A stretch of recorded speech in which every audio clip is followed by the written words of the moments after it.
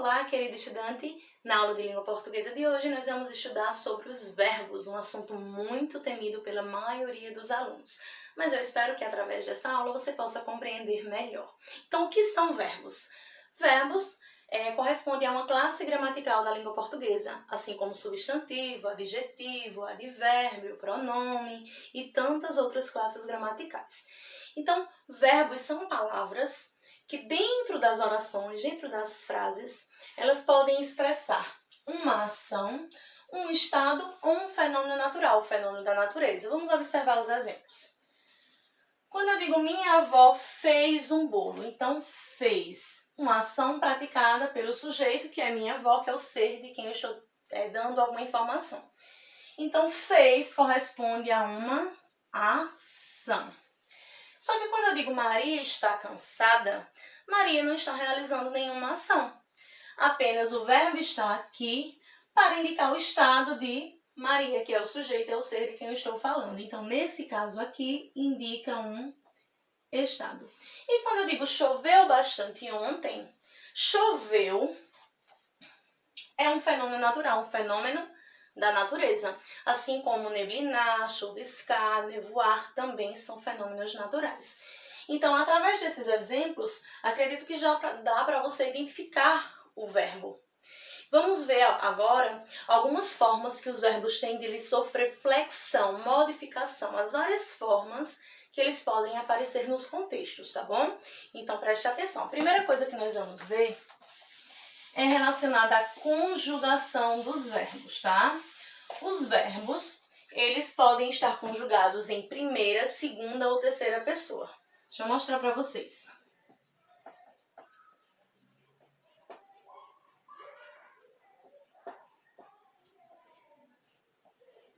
Primeira, segunda ou terceira conjugação.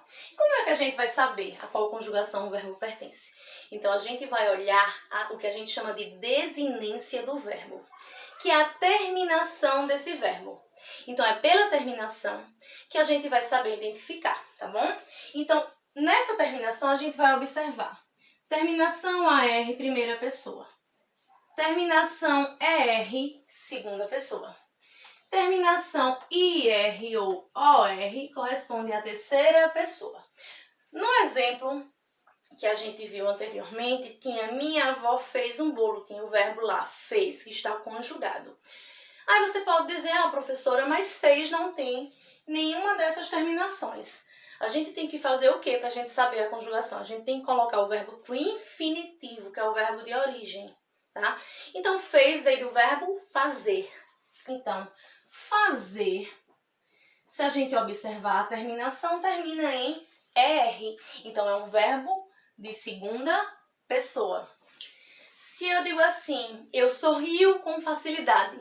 Então, sorrio vem do verbo sorrir. Sorrir é o infinitivo que dá origem a todos os outros verbos. Então, sorrir é um verbo de terceira pessoa por conta da terminação IR.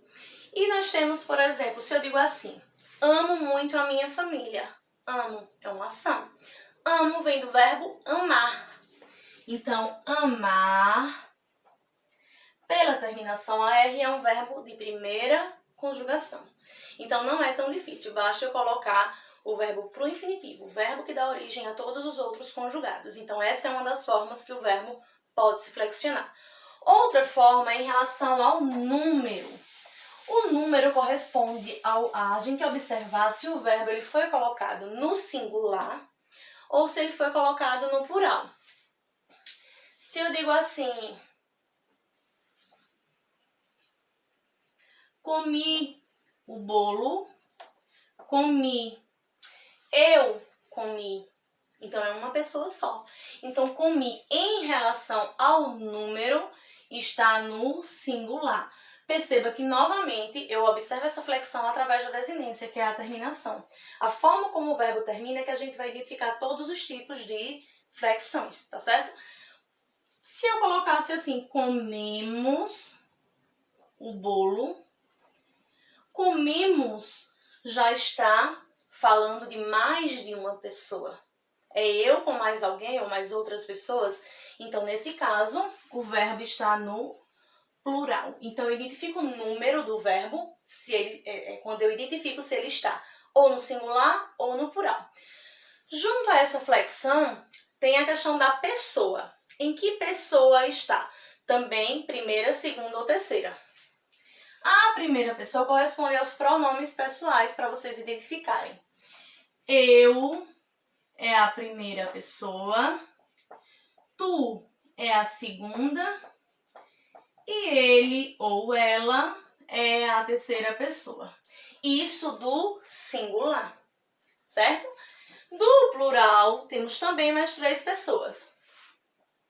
Nós é primeira pessoa, vós, segunda pessoa, e eles ou elas corresponde à terceira pessoa, certo? Então, a pessoa também, a gente vai observar isso aqui, como nos próprios exemplos que tem aqui. Se eu digo comi o bolo, quem comi? Eu. Então, eu é primeira pessoa de quê? Do singular. Veja que quando a gente observa a pessoa, a gente também, no mesmo momento, a gente já identifica o número, se é singular ou plural. Se eu digo comemos o bolo, quem comemos? Nós. Então, nós é a primeira pessoa do plural, como a gente já identificou aqui em relação ao número. Se eu dissesse assim, comeram o bolo, dando a entender que eu não sei quem, né? Eu sei que são eles ou elas, mas fica aí subentendido. Comeram, quem comeram? Eles ou elas.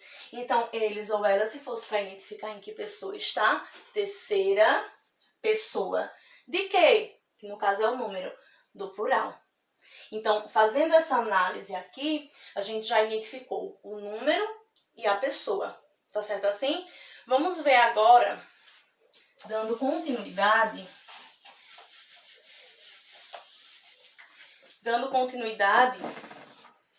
Falta a gente ver agora a relação ao tempo, né? O que é que a gente vai julgar quando a gente estuda o tempo do verbo? É se ele está, primeiramente, né?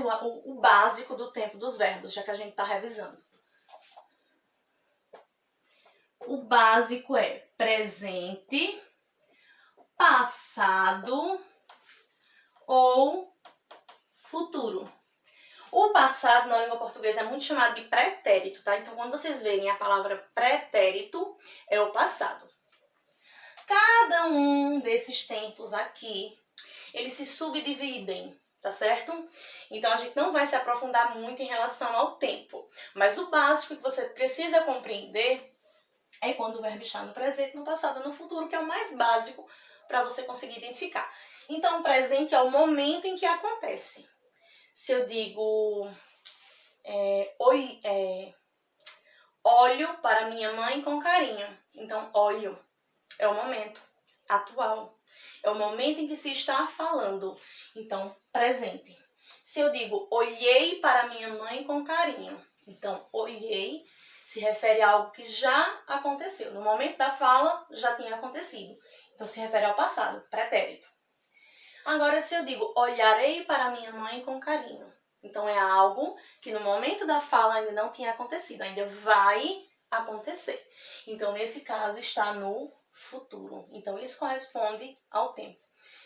Então, espero que tenha dado para você compreender, né? Logicamente, eu não me aprofundei em nenhuma dessas partes porque eu estou mais revisando o contexto geral dos verbos, mas eu tenho certeza que se você prestou atenção e se você praticar através das atividades que a gente for desenvolvendo, com certeza você vai compreender, tá certo? Um abraço e até a próxima aula!